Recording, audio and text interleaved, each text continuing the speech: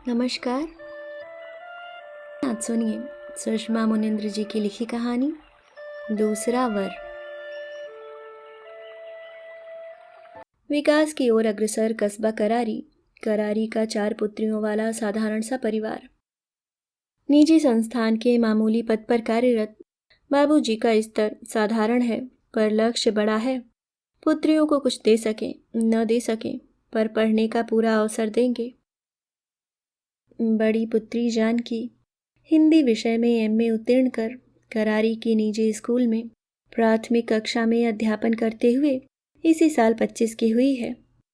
उसके परिणय के लिए बाबूजी जहां भी गए एक ही प्रश्न, कितना देंगे। बाबूजी पिटे हुए प्यादे की तरह घर लौट आते। कोई खबर नहीं थी, बात बनेगी और आसानी से बनेगी। तय तिथि पर लड़के वाले जानकी को देखने आ रहे हैं। माता पिता जीवित नहीं हैं, 2 भाई हैं जो चाचा जी के साथ आएंगे। लेकिन 3 नहीं, 2 प्राणी ही तशरीफ लाए। जानकी से छोटी मेहमानों की आवभगत में तल्लीन मैथिली बुलावे के लिए सजकर तैयार बैठी। जानकी से बोली, चाचा जी और लड़का ही आए हैं।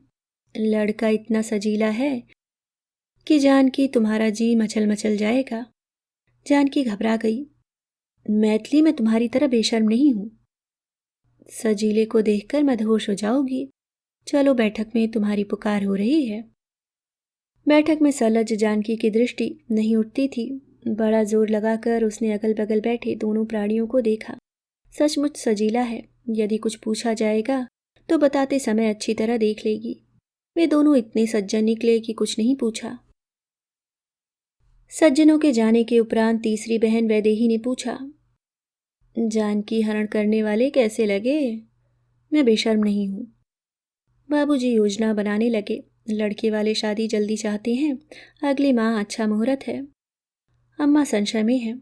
सब कुछ बहुत अच्छा है, लेकिन संभव जानकी से 10 साल बड़े हैं। बाबूजी बेफिक्र हैं। संभव डॉक्टर हैं, सुपर स्पेशलाइजेशन, फिर प्रैक्टिस जमाने तक डॉक्टरों को इतनी उम्र हो जाती है। मुझे तो संभव बहुत सीधे साधे और समझदार लगते हैं। इतने समझदार की जानकी चाहती रही मोबाइल पर रोज बात करें, पर संभव ने शादी की तारीख तक 4-6 बार ही बात की। बारात में गिनती के लोग आए। जानकी बड़ी हसरत से जयमाला के लिए मंच पर आई। मति भ्रम हुआ है कि यही यथार्थ है। जिसे चाचा समझा था वह डॉक्टर संभव है, जिसे डॉक्टर संभव समझ पहली नजर में दिल दे दिया। वह उनके ठीक बगल में खड़ा, उनका अनूद संयम है। जानकी सदमे में, संयम पूरी तरह चंचल हो रहा था। भौजाई, भैया को माला पहनाइए। मैथिली भी यथार्थ पर अचंभित थी। उसने भी वही समझा था जो जानकी ने, लेकिन अब स्थिति का सामना करना है। बोली, पहना रही है भौजाई जी के देवर जी, थोड़ा धीर धरें। जानकी के हाथों को सहारा देकर मैथिली और वैदेही ने माला डलवा दी। फोटोशूट के बाद जानकी अंदर कमरे में लाई गई। उसे ससुराल से आए वस्त्र पहनकर चढ़ावा के लिए तैयार होना है। तैयार होने का उमंग गायब था। बिछावन पर बैठकर हिचककर रोने लगी। अम्मा जानती थीं कि उस दिन चाचा नहीं आ पाए थे। जानकी ने सामान्य कद सूरत व रंगत वाले संभव को चाचा और सजीले संयम को संभव समझ लिया है। उन्होंने बाबूजी से कहा था, संभव अपनी उम्र से बड़े लगते हैं, दुबली जानकी अपनी उम्र से कम लगती है। पर बाबूजी ने निर्णय सुना दिया था। लड़के का रूप रंग नहीं, पद प्रतिष्ठा देखी जाती है। अम्मा विवश हुई जानकी को इस तरह रोते देख। रिश्ते नातेदार महिलाएं पता नहीं क्या अर्थ लगाएंगी। वे उनसे बोली, जानकी आज पराई हुई है, ऐसे मौके पर रोना आ ही जाता है। आप लोग भोजन करें, मैं इसे आगे की रस्म के लिए तैयार कर दूं। उनके जाते ही अम्मा ने जानकी को गले से लगा लिया। मत रो जानकी। अम्मा, तुमने मुझे धोखे में रखा। मैं नहीं जानती जानकी तुमने क्या देखा और क्या समझा। संभव की डॉक्टरी अच्छी चलती है, घर में पैसा भरा है। तुम्हें पैसा दिखता है, अधेड़ नहीं दिखता। 35 का लड़का अधेड़ नहीं हो जाता। बाबूजी की हैसियत जानती हो, जो कर सकते हैं कर रहे हैं, न रो। बात फैलेगी तो बारात लौट सकती है, हम तो जीते जी मर जाएंगे। जानकी ने मान लिया विरोध का कोई मतलब नहीं। यदि बारात लौट गई तो बहनों के विवाह में अड़चन आएगी। जिस संयम को पहली नज़र में दिल दे दिया वह नफरत से भर जाएगा। छोटी हैसियत वालों को बड़े सपने नहीं देखने चाहिए। सजीले राजकुमार अमीर जादियों को मिलते हैं। वह तैयार होने लगी। संयम फोटोग्राफर को ले आया। भौजाई जी तैयार नहीं हुई, फोटोशूट होना है। मैथिली ने माहौल को हल्का करने की कोशिश की। ठहरिए भौजाई के देवर जी, लड़कियों को तैयार होने में वक्त लगता है। वह तो आप लड़के हैं कि कोट पैंट पहना और हो गए तैयार। संयम मैथिली को देखता रह गया। आप लड़की हैं कि क्या हैं? आना जाना बना रहेगा, जान लीजिएगा हम मैथिली हैं। संयम पूरी तरह संभव और जानकी के आसपास मंडराता रहा। किसी मित्र ने नियंत्रित किया। बहुत ऊपर ऊपर हो रहे हो, शादी तुम्हारी नहीं भैया की हो रही है। इस समय मैं भौजाई की ननद का रोल कर रहा हूँ। मेरी बहन आज होती तो इन्हें इसी तरह घेरे रहती। जानकी विदा होकर संगतपुर आ गई। बड़ा और व्यवस्थित मकान। पहली रात का आरंभ संभव ने अपनी पारिवारिक रूपरेखा बताकर किया। जैसा कि तुम जानती होगी, पापा और माँ डॉक्टर थे। यह मकान व संपत्ति उनकी बनाई हुई है। दोनों का अच्छा नाम है। उनके नाम का पूरा फायदा मुझे मिल रहा है। वे हम तीनों भाई बहनों को डॉक्टर बनाना चाहते थे, पर संयम को आर्ट सब्जेक्ट अच्छा लगता था। बीकॉम के बाद लॉ किया। अब कचहरी में प्रैक्टिस करता है। आपकी बहन भी है? थी मुझसे छोटी, संयम से बड़ी थी। मेडिकल कर रही थी। माँ पापा उसे छोड़ने हॉस्टल जा रहे थे। कार का एक्सीडेंट हो गया। तीनों नहीं रहे। मैं और संयम अचानक बेसहारा हो गए। पैसे की कमी नहीं थी, पर मानसिक संबल की ज़रूरत थी। चाचा जी ने बड़ा सहारा दिया। वे तुम्हें देखने आते, पर उन्हें छुट्टी नहीं मिली। मैंने संयम को बच्चे की तरह संभाला है। नादानी करे तो अपना बच्चा समझकर माफ़ कर देना। जानकी आत्मयंत्रणा से गुजर रही है। जिसे पहली नज़र में दिल दे बैठी, जो आयु में उससे बड़ा है, उसे अपना बच्चा कैसे समझ सकती है? जिसे चाचा जी समझा, उसे पति कैसे समझ ले? जब मैं तुम्हें देखने आया तुम नाजुक लग रही थी। घर आकर मैंने साफ कह दिया था कि मिसमैच हो जाएगा। शादी नहीं करना चाहता था, पर संयम अड़ गया कि वह तुम्हें पसंद कर चुका है। चाचा जी अड़ गए कि उन्होंने तुम्हारे बाबूजी को उम्मीद दी है। जानकी आत्मयंत्रणा से गुजर रही है। मैं संयम की पसंद और बाबूजी को दी गई उम्मीद की भेंट चढ़ गई। माँ के बाद यह घर कभी घर नहीं लगा। वे पता नहीं कैसे इतना संभाल लेती थी। मैं तो चाबियां देखते ही घबरा जाता हूँ। संयम की स्थिति तो मुझसे भी दयनीय है। तुम हंसोगी, पर मुंह दिखाई में मैं तुम्हें चाबियां दूंगा। संभालो अपना घर। चाबियां नहीं ले सकती। अभी आप मुझे ठीक तरह से नहीं जानते हैं। उस पर 7 फेरों का बंधन मजबूत होता है। घर तुम्हारा, जिम्मेदारी तुम्हारी। मैं मुक्त हुआ। जानकी संगतपुर में 10 दिन रही। संभव उसकी सहूलियत का ख्याल रखते संयम उसे प्रसन्न रखने का प्रयास करता। अरे भाभी, तुम अच्छा आ गई। घर में मर्दानी चेहरे देखकर मैं सन्यासी बनता जा रहा था। यहाँ काम वाली बाई भी नहीं है कि उसका मुख देख लूं। खाना खाने से लेकर बगीचे में पानी देने तक सारा काम बुढ़ऊ काका करते हैं। संभव मुस्कुरा दिए। अब घर कैसा लगता है? जन्नत। कचहरी जाने की इच्छा नहीं होती। लगता है भाभी के पास डटा रहूं। शादी के बाद मेरे पैरों में बेड़ियां पड़नी चाहिए, पड़ गई तुम्हारे पैरों में। सही फरमाते हो भैया। माँ होती तो भाभी को रसोई के राज रहस्य बताती। आजकल मैं सास के रोल में हूँ। संभव कृतज्ञ थे। जानकी दिनों बाद घर में रौनक लौटी है। इसी तरह मुझे सहयोग और संयम को स्नेह देती रहना। संयम ने अभूतपूर्व बयान दिया। भैया के मुख से अब जाकर सहयोग, स्नेह, सहभागिता जैसे शब्द सुन रहा हूँ, वरना वही एक्सरे, MRI, ECG, सिरिंजा, ड्रिप। बाप रे! इसलिए मैं डॉक्टर नहीं बना। डॉक्टर लोग बहुत कम हंसते हैं। संभव हंसते हुए बोले। मैं हंस रहा हूँ? अब थोड़ा हंसने लग गए हो भैया।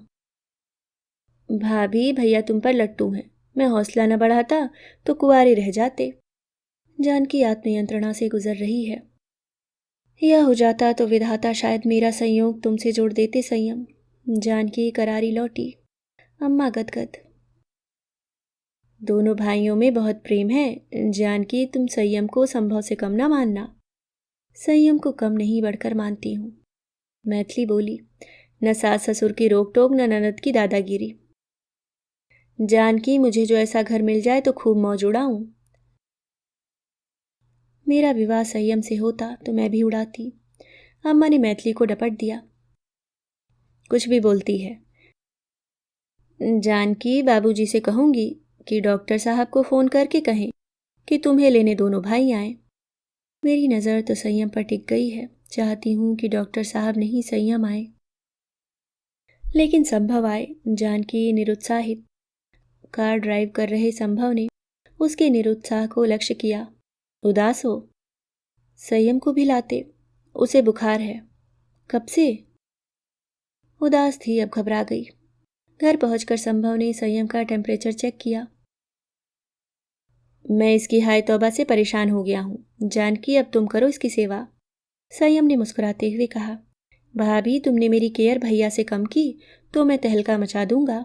देवर का अर्थ जानती हो? दूसरा वर। मैं तुम्हारा दूसरा वर हूं।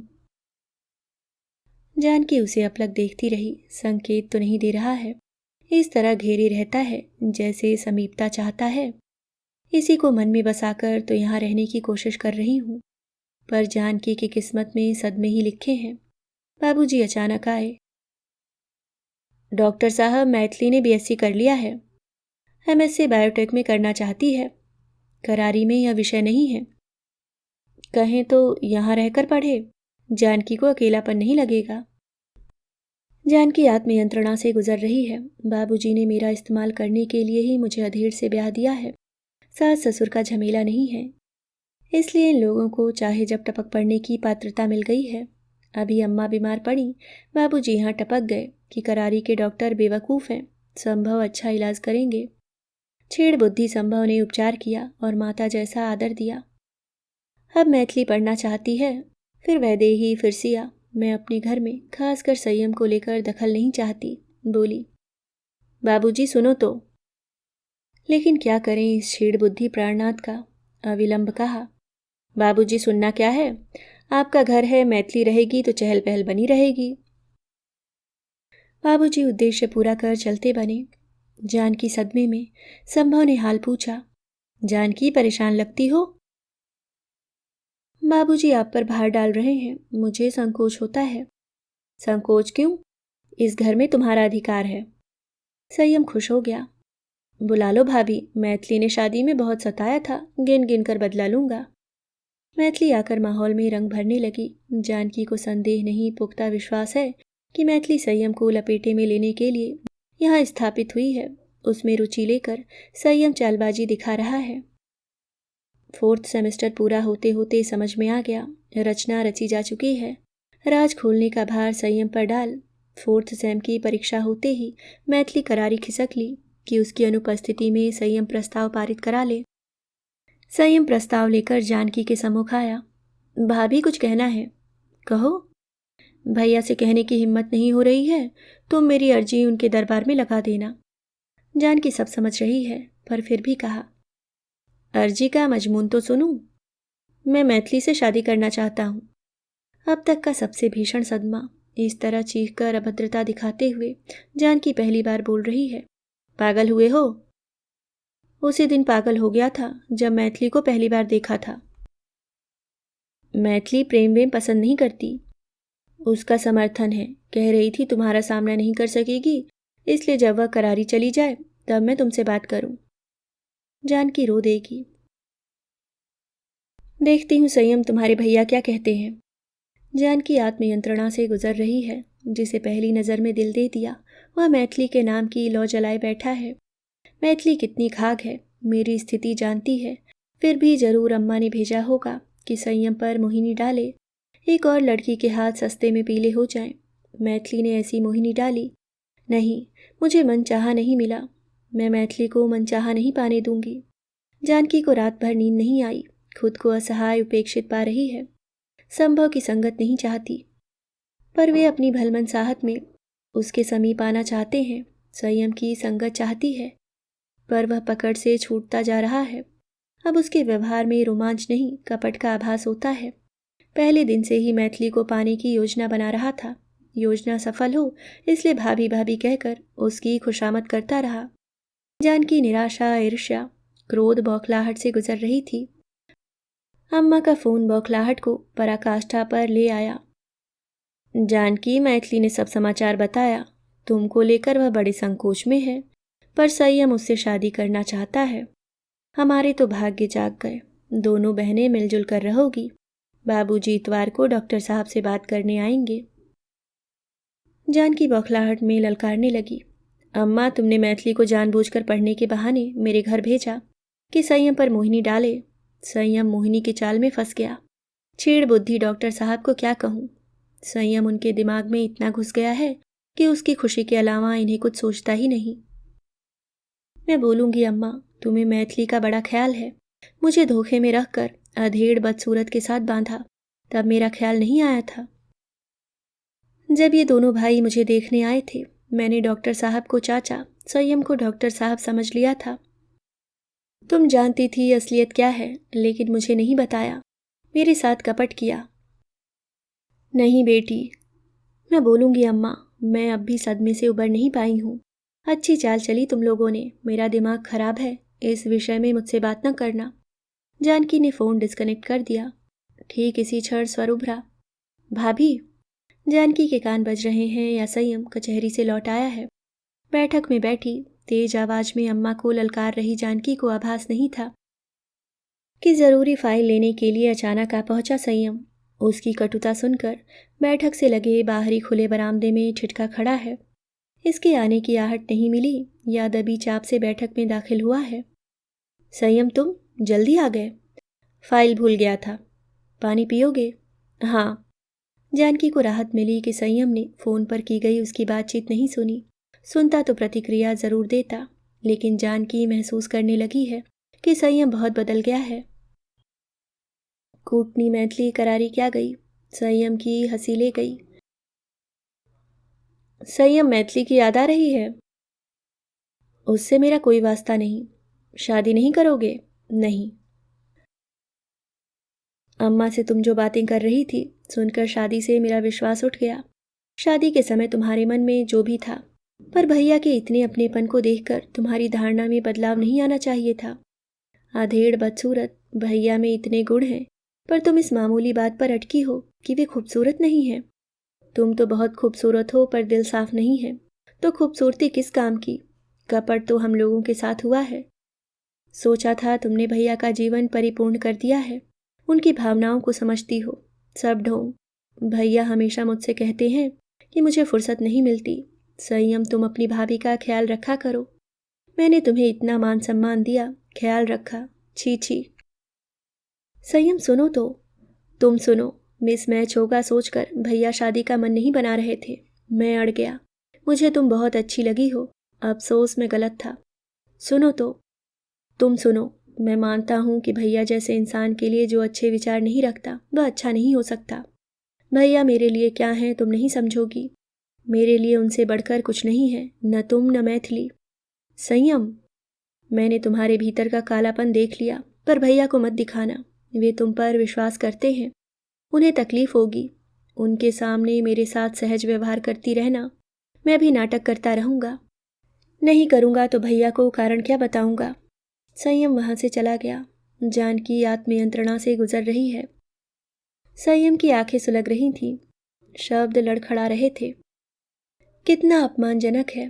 भाभी भौजाई रटने वाले जिस देवर ने एक दिन दूसरा वर होने जैसी बात की थी, आज उसे भाभी कहने से भरपूर बच रहा था।